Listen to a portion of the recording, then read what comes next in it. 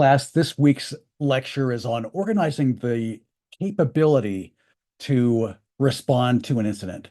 This is organizing a company's framework and their response mechanisms into a cohesive and coherent plan that is going to demonstrate their ability to respond.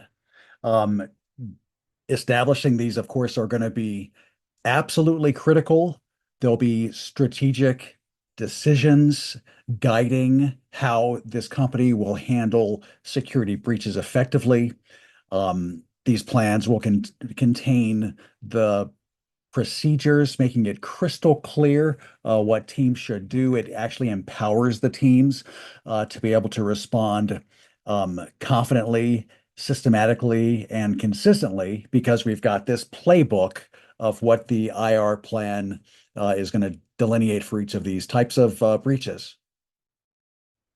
Now, the quick and effective responses that we are aiming for, of course, will minimize loss. They will minimize the impacts of the theft and breach of information. It will minimize service disruptions because we will restore even more efficiently and faster. Um, Solid incident response capabilities. They help organizations then comply with the various regulations and policies. And probably number one in the federal government space is FISMA. FISMA is an act, a law from way back 2002, the Federal Information Security Management Act, and it provides guidelines, frameworks, and requirements for all federal agencies and their contractors on implementing robust information security plans and having information or incident response plans and capabilities built into those plans and systems.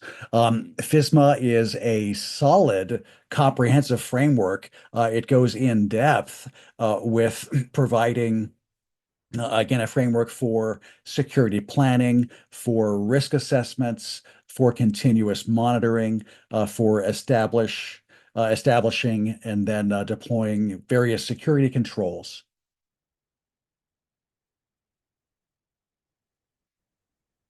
Let's talk through some of the key elements that are part of the incident response plan that we've got to generate. Again, all of this is to help us organize creating the plan, and then we'll get into the actual details of the plan, the nitty-gritty, the how-to, all of that next week in that module. But like the administrative organizational portions of our plan have got to include elements like these. The purpose of the document should be very clear. This document intends to, and then lay it out, the mission of the company or the mission of the department. If it's a large company and you want to have this sort of department centric, and then the scope and scale. What is the scale of this plan's impact? What's the landscape? What's the footprint? Does it apply to all locations or just this location? Our next set of requirements are definitions. What are the key definitions that this document will have in it? Frequently, IT documents are nothing but acronyms, so we've got to define what those acronyms are in any of these key planning documents. We've got to define what the key roles and responsibilities are for the IT team and their response to an incident. We've got to have some measure of metrics. We've got to be able to measure our effectiveness in planning. We've got to have the ability to simply measure how good or how bad we've been doing. So perhaps that would be a measure of some of our metrics surrounding response and recovery times.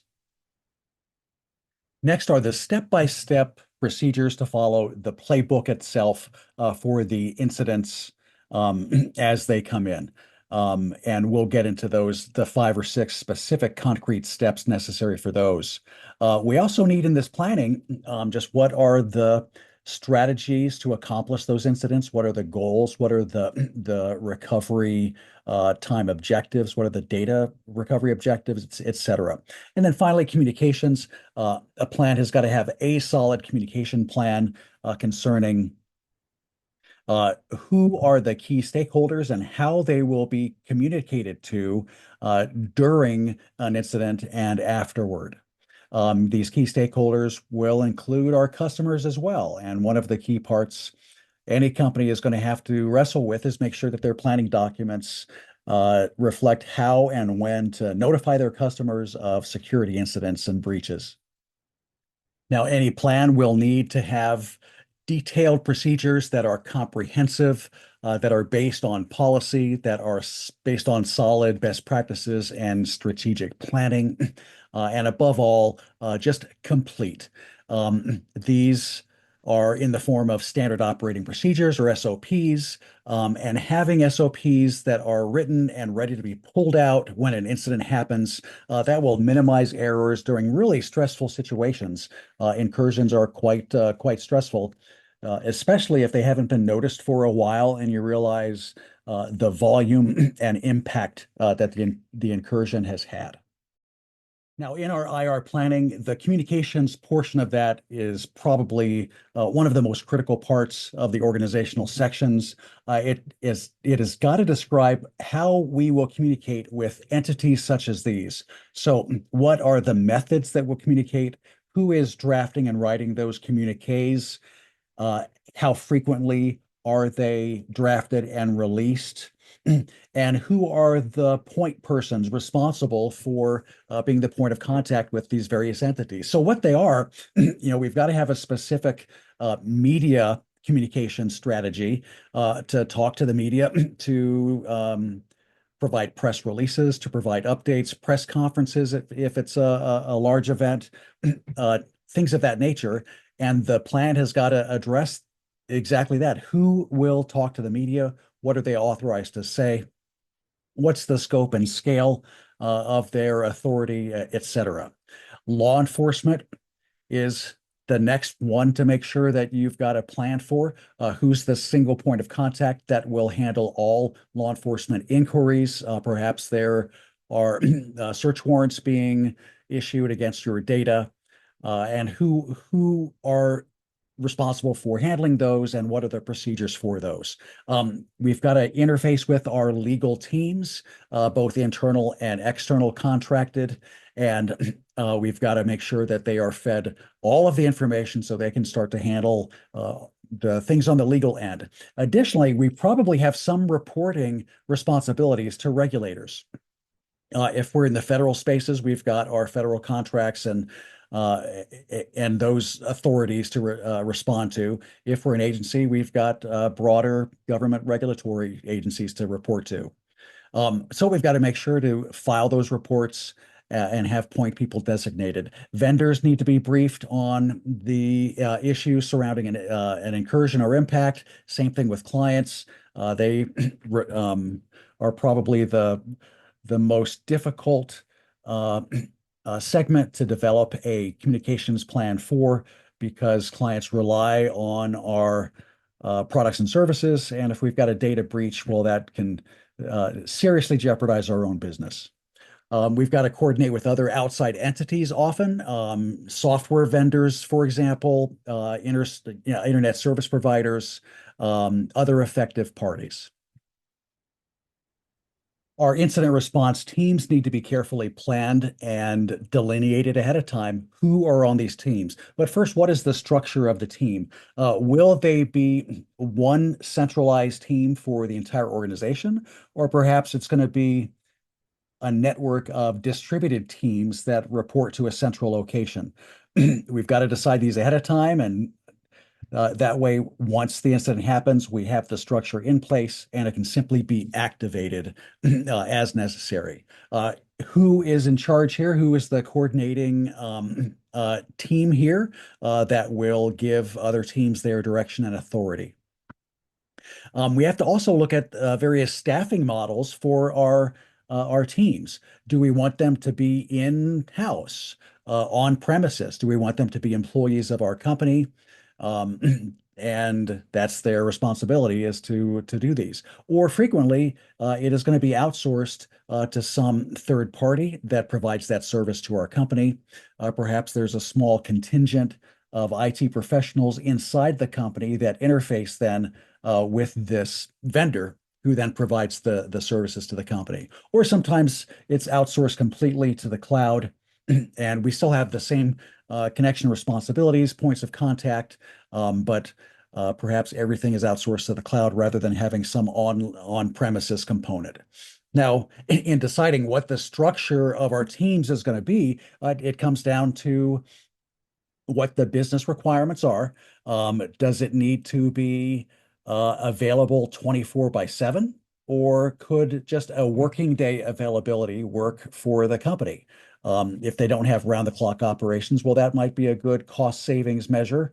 No need to hire companies to provide around-the-clock support when no one is up from your company around the clock. Additionally, you'll have to find companies that have got the expertise that will match your company's requirements and your infrastructure, companies that provide the services at a reasonable cost, and really that will fit your organization's needs. Let's take a look at the personnel required as members of our various incident response teams. Everyone will need a team leader, a specific technician manager who oversees the entire incident response and coordinates the activities amongst the various groups within their team and also with external teams. Now, the technical or the team leader will be working on managing these processes and these team efforts. Meanwhile, technical leads will be the ones guiding the technical efforts of the response and guiding the response heroism of the various handlers, the incident handlers, who are the ones that are analyzing and responding to the incidents themselves.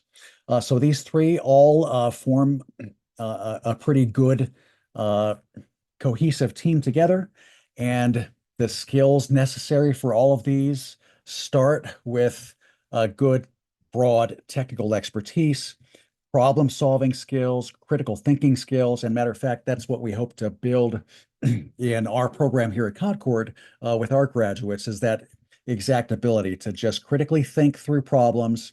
Additionally, all of these will need strong communication skills and teamwork abilities.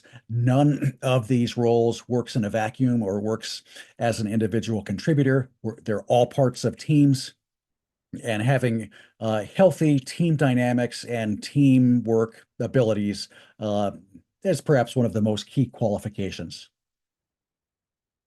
So to wrap it up, organizing our capability to respond to emergencies all comes down to proper policy, planning, getting together the written documentation that has been vetted and approved across all levels of management in order to establish a formal incident response capability.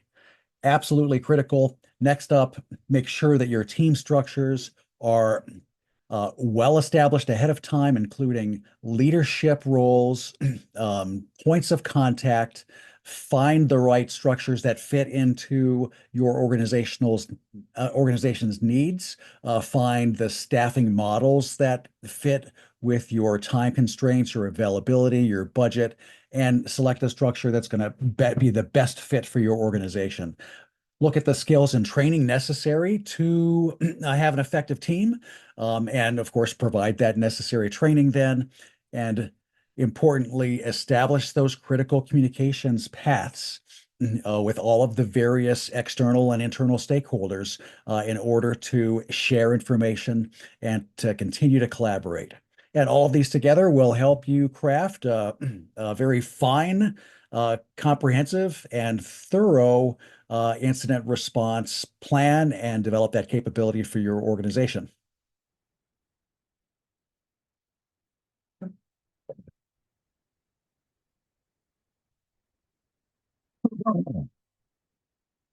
Oh,